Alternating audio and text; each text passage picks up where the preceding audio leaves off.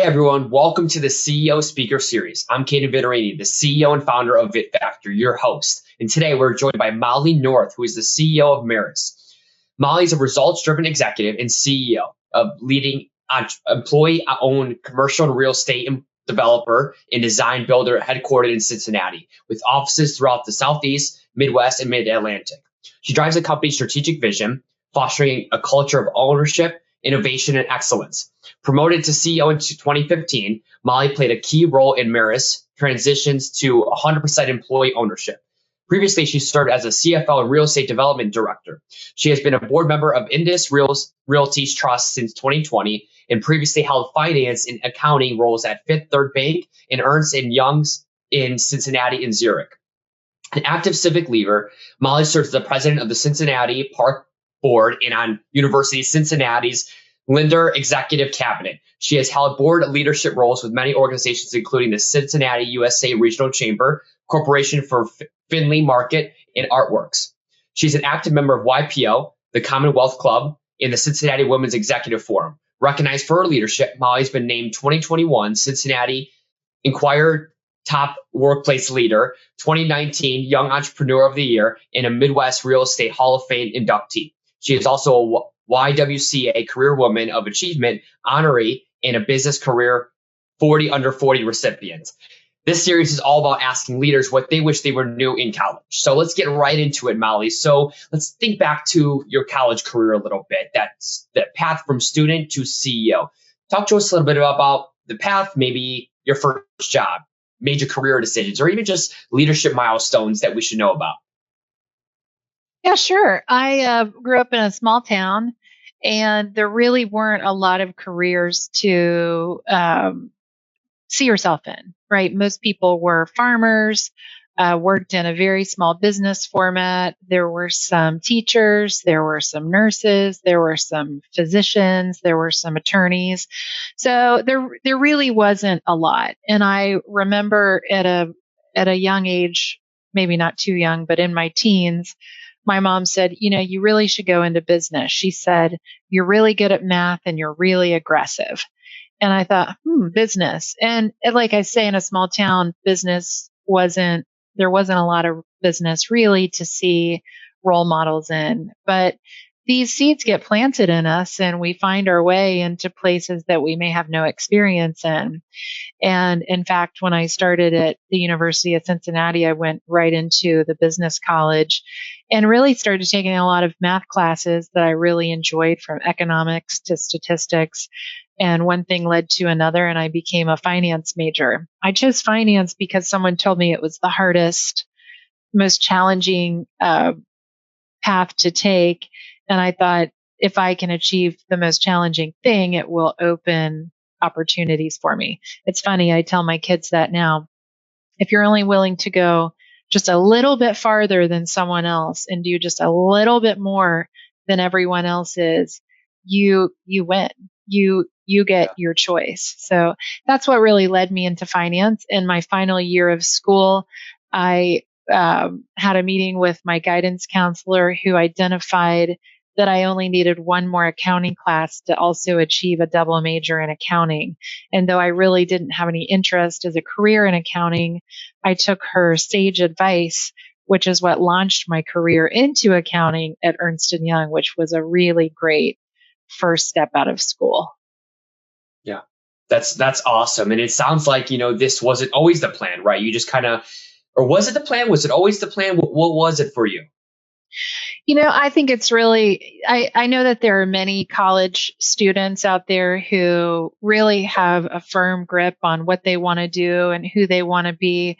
But at least my experience, both having been in college and having worked with students for many years, most kind of have an idea of what they may have interest in, but a lot really have no idea what kind of job they'd like to get into. So my advice is, don't worry about not knowing what you want to do, because it will come. You will find your spot. And the biggest thing to focus on is, what kind of place, what kind of company, what kind of team, what kind of occupation will open more opportunities and prepare you for more things that you may develop an interest in once you gain some exposure to them.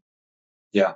And so being a student at University of Cincinnati, thinking back, what was maybe a myth about success you believed as a college student? And what was that actual reality? Oh, well, one of the big myths was you had to be a golfer to get ahead in business. And I had a lot of interest in college, and I still have a lot of interest now. Spending 3, 4, 5 hours on a golf course is not a way that I find it to be productive. And I remember starting at Ernst & Young and people telling me, oh, if you don't know how to golf, it's going to be really difficult to get ahead. You've got to learn. And I said to someone at one point, watch me. I'll be just fine without a golf club. And I have been, and that's not to say anything negatively about those who golf, but I think it's important just not to be, pigeonholed into some of these myths because they just aren't true. Mm-hmm. So clearly you've had a lot of success since graduating college, Molly. So where you're at right now, if you could go back to your college self, what's one thing you would tell her? One thing I would probably say is I probably would have started my career in a geographically different place. I grew up in a small town in Ohio. I went to a college in a big city, at least a big city for Ohio City, and I started my career. And it's an awesome city. I did have the chance to work out of Cincinnati with Ernst & Young. I worked in Zurich, Switzerland for a year. But I do think that geographic experience is something I would have really enjoyed, always with the capacity and ability to come back to my, city of Cincinnati. But I do think that geographic experience would have been better played. Yeah. And after graduating college, in your early career, what's one major obstacle or challenge that you faced, and how did you overcome that? Yeah. When I worked at Ernst & Young, I worked in the assurance practice, so that's auditing. And I really wanted to get into the wealth management side of the business. And I was young, and, in wealth management, they still want people with experience, maybe a little bit of gray hair. And I interviewed for a role there, and I really pursued it. There may have not even have been an opening, but I pursued it. And I was told that they really liked me. They were really enamored by my go-get-itness, but I just didn't have the gray hair and longevity in my career that would position me well in that. It was really disappointing, and in the end, it led me looking outside because I just wanted more. I wanted more challenge in my job. I wanted something that I could really sink my teeth into.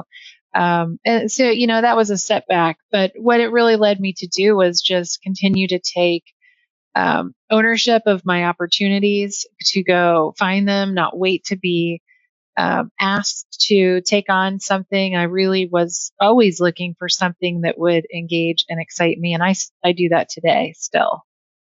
So in that moment, was there a specific mindset shift, or how did that look for you? Like, what was that moment you realized that you wanted different? I think my mindset is always one of just challenge and learning. So once I've been challenged and learned, I'm ready to move on to something new. I'm very goal oriented. So setting a goal, achieving it, finding something new that I can learn about, attaching a goal to it and achieving it. So I think, sorry, my light just flipped. I think at that time it was a setback and a disappointment that I had reached out for something that I really wanted, and I couldn't get it, so it, really nurtured my desire to go find something bigger that I could really, latch onto.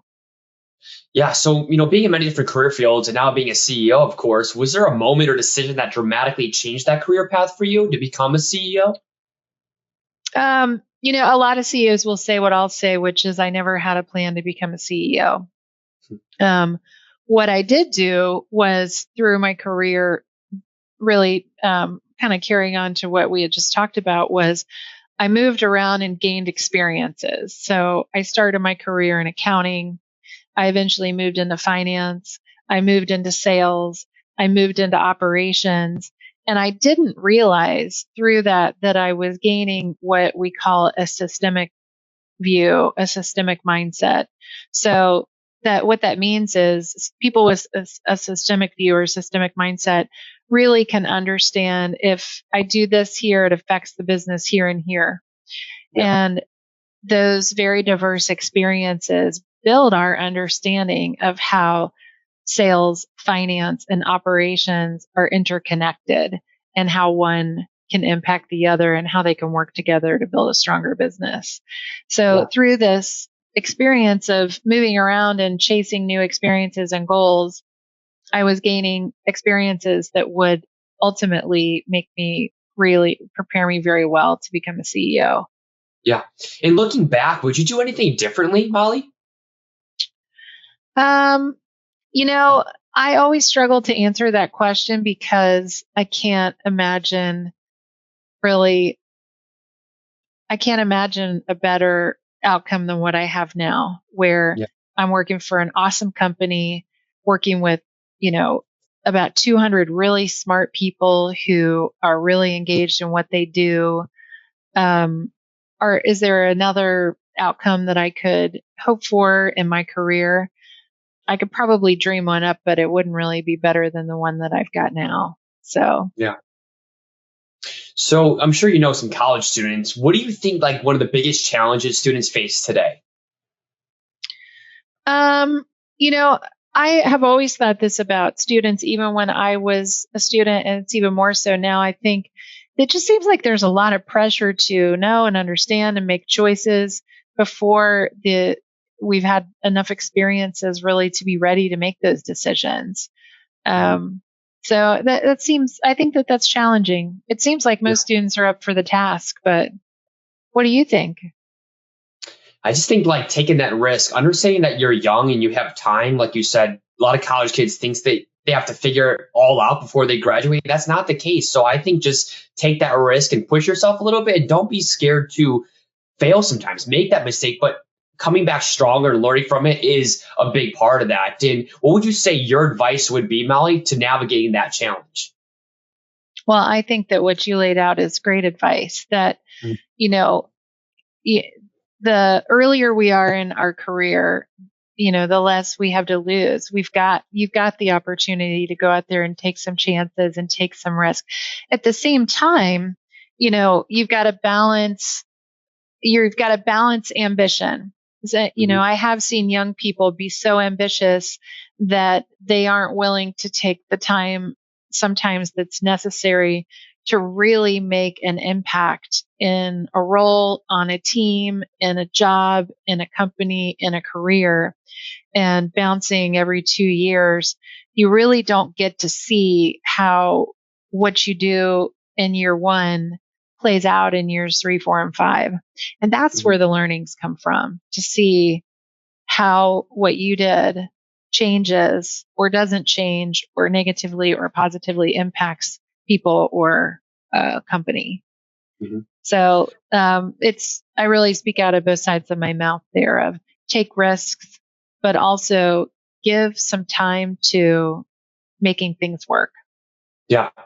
Exactly. And that, just myself, our generation do a lot of work for our youth is we want instant results. We want things to happen now, and understanding that that isn't the case sometimes. You have to learn, you have to continue to show up even on the days that you don't feel like it. So that's exactly right. And we're going to kind of shift gears here into doing a kind of like a pick a question game. So I'm going to have you pick a number 1 through 5, and you won't know the question until you choose that. So that number 1 through 5, and I'm going to let you know what question you selected.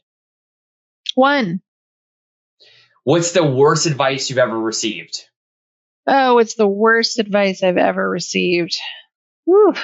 Gosh, that's a very difficult question. I don't know that I've ever received any worst advice. I mean, all advice is good advice. If Yeah. someone's willing to take some time to breathe their thoughts and ideas into you, then it's a learning experience. So what we have to rely upon though is our own gut and our Yeah. own instincts to know whether this advice that we're receiving is going to be valuable to us. And maybe I can't really think of any bad advice because anytime I may have taken an action, even if it was based on someone's bad advice, in the end, it was my judgment that Yeah. made me follow it. And I don't think that I would ever hold it in my heart or in my head that someone gave me bad advice and it failed me, because the only person that can fail me is me. Yeah, that's exactly right. And at the end of the day, it's you versus you. And you can take the advice how you want it in a positive or negative way. But like you said, having that gut feeling to know what's best for you is important. So now we're going to do a lightning round type of thing. So I'm going to have you answer in a sentence or less. I'm going to ask you 6 questions. You ready for this? Let's get the energy going. All right. Let's go. All right, here we go. Your favorite college class? Elements of argument. Your go-to coffee order? Coffee with lots of cream and a bit of sugar. Best book or podcast recommendation? Best podcast, Dolly Parton's America. Best productivity hack? Best productivity hack? Make a list and get it done before noon. There we go. Your dream mentor, he or she could be dead or alive? Oh, that's a good one. I'll say my great grandma. I love that. And Molly, what's something that you do every day that helps you stay grounded? Exercise. Awesome. So we're going to get a couple more questions in here. We're going to start off with asking you, what are 3 traits, habits, or skills that helped you go from a student at University of Cincinnati to a successful CEO? Introduce yourself. Stay organized. Mm-hmm. And take the reins. Okay. So I'm curious. I love those 3, but what specifically about them that you've realized since graduating? You know, there are a lot of things that need to get done in every job, in every company.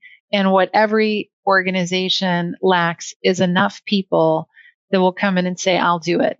There are plenty of people that will say, we have a problem. There's an issue. We can't get this done. Be the one that steps in there and says, I have an idea on what to do and I'm going to do it. Be the one. So that's what I mean by taking the reins. Don't confuse, though, taking charge with being a leader. Yeah. Because taking charge is a lot easier than being a leader. Leaders know how to bring others along. People that just take charge may be left alone, and we can't get anything done alone, not in an organization. Yeah. And that ties to my next question here. What's actually one piece of advice that you have for someone that wants to lead or become even more of a leader? Understand yourself, understand your blind spots, get to know what they are so that you can be attuned to how others are viewing you. Being situationally aware, meaning you must approach people where they are and not the way that you believe they should be. So Jessica will be different than John, will be different than Brian, will be different than Megan. So really understanding how to motivate people to work with you to achieve your collective goals, or even to get them to understand that your goals are their goals so that you can build a collective goal. Yeah. This is really what a leader does. There was so much value in this interview. So if students can remember 10 seconds from this, what should it be? 10 seconds from this interview. I don't know. How would you sum it up? I'm not good at summing myself up. I would say, like going back what we were talking about, Molly, understanding that as a college student, you're young, you don't have to have it all figured out, but take that leap, take that risk, trust your gut, and do what's best for you. That's what I took away. There you go. See, you were much better at summing it up than I would have been. No, you are amazing, Molly. Well, thank you so much for joining us. And thanks to everyone who is watching. If something resonated with you today, share it with a friend or mentor. These conversations are meant to inspire change and action. We'll see you next time on the CEO Speaker Series. Thanks again, Molly. Thanks, Caden.